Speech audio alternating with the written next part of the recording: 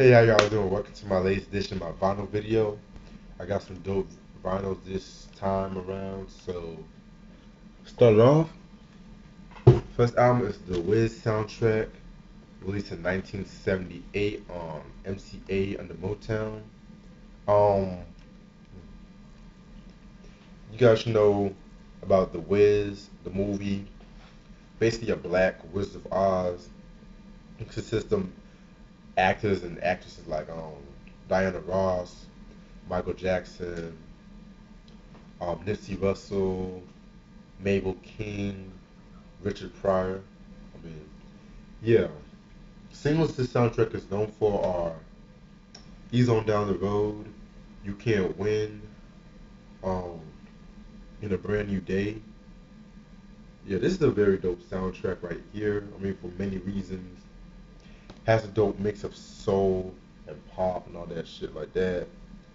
I mean, it's also the first time that Michael Jackson and Quincy Jones had to work together. So yeah, you guys should know what that means. I mean, so yeah, dope soundtrack. Dope movie too, by the way.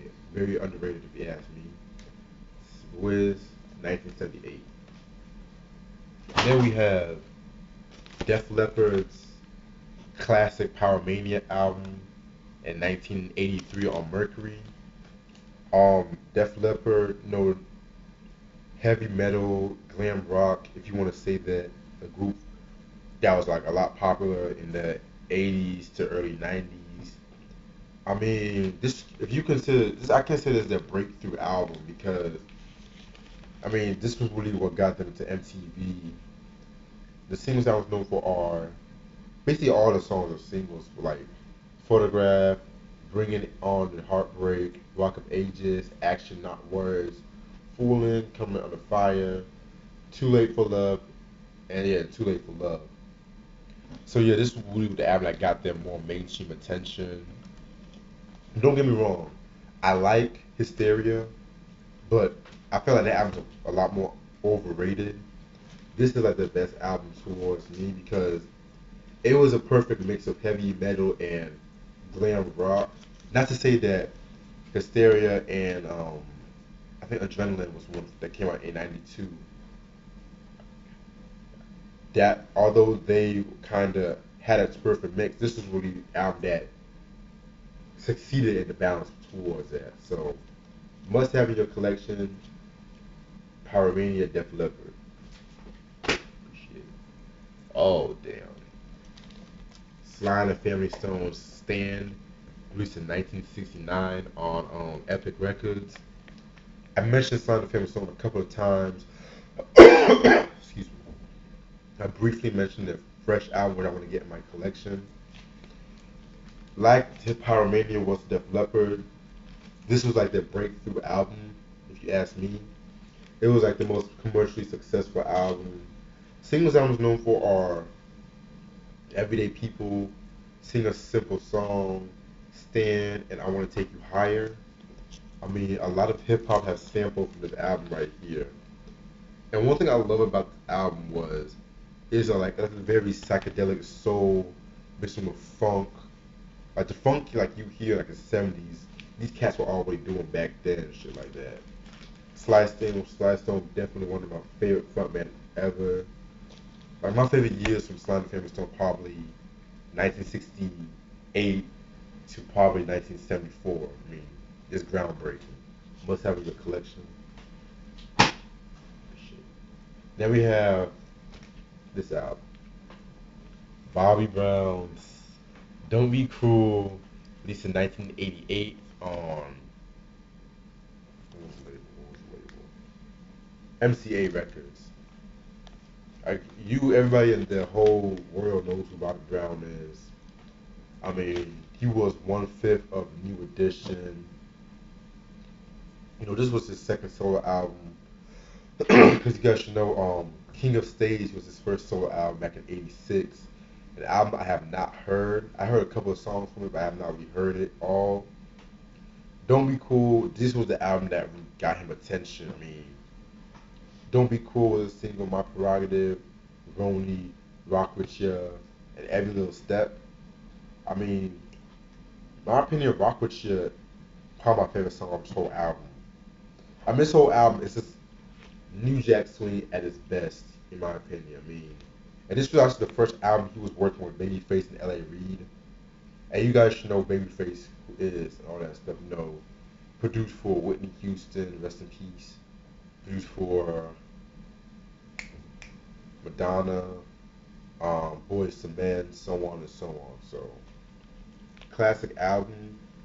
Like, after he dropped the Bobby album in 1992, which was my favorite album from him, that's when he kind of went downhill.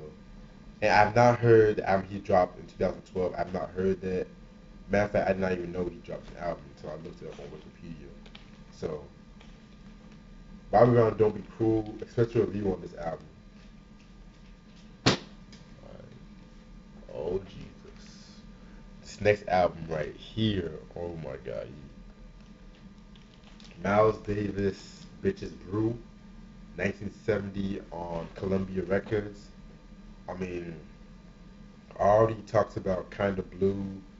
I believe that was like one of the first or second CD collection I've done. Shit, about 3 years ago. Bitches Brew. I mean, this is a very dark, experimental album he has done. Like, this kind of picked up where In a Silent Way left off. Like, he was mixing like a lot of jazz fusion, electronic music, and their playing was more aggressive and explosive ever. Like, in my opinion, this was really the album. This and In a Silent Way introduced jazz fusion to the masses. And Miles Davis, he was always on some other shit. Always rechanging the area. Like, that's one thing I respect about Miles Davis. Like, he changed the game so many times, and once people caught up to it, he was doing some other shit that people were trying to hard to catch up to. So, definitely a classic album. I mean, yeah, must have in your collection. Thank you. Then we have Illumination by Carl Santana and Alice Coltrane, released in 1974 on, what album was that from?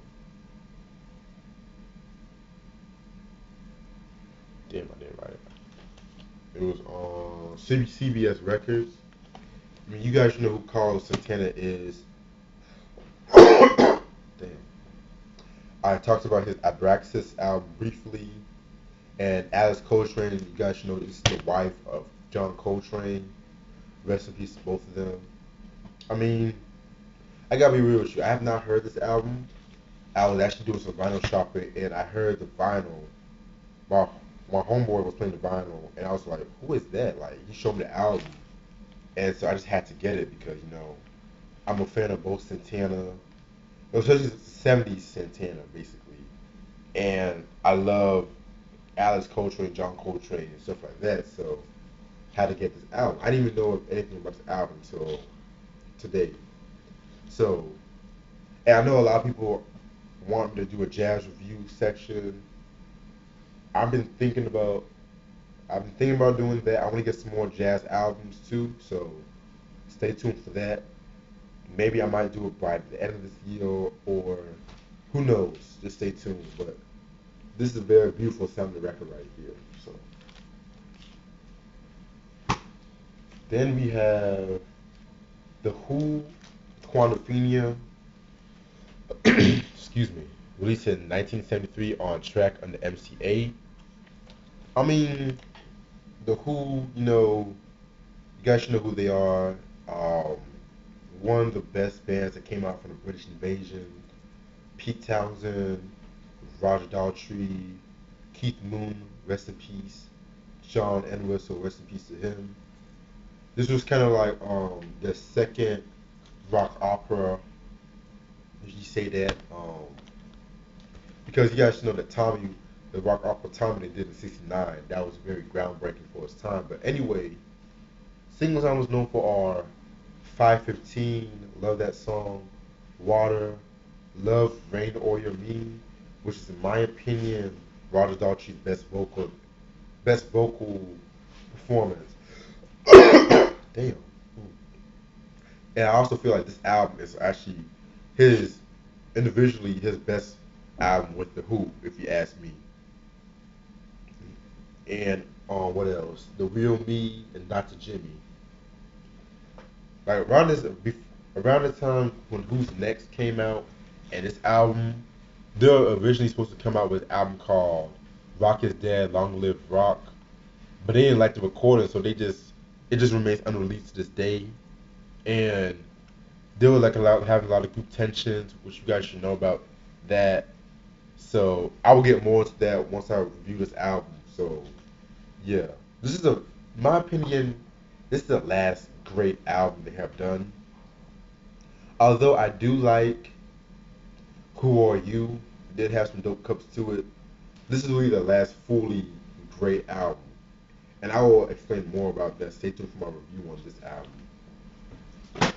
And last but not least, I'm gonna give a shout out to my homeboy Jermaine for this album.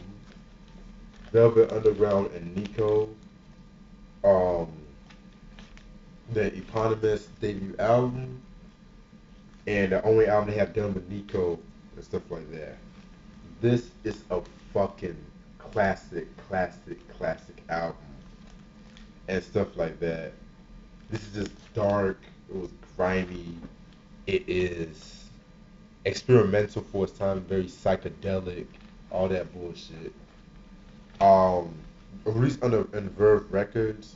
Singles I was known for are All Tomorrow's Parties, I'll Be Your Mirror, Sunday Morning, and Femme Fatale. But the reason, like, because this was like the only album. Cause originally they were managed by Andy Warhol, and Andy Warhol was the one who brought Nico in the group, and there was like a lot of controversy on who was actually the main producer of this album because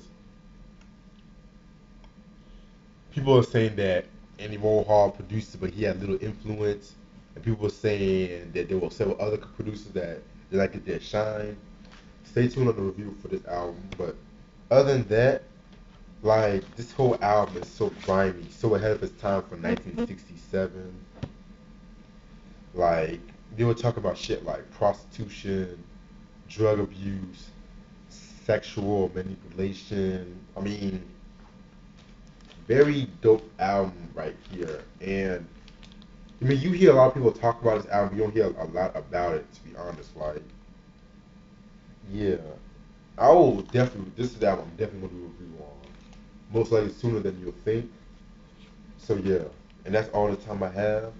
Stay tuned for more stuff. Peace.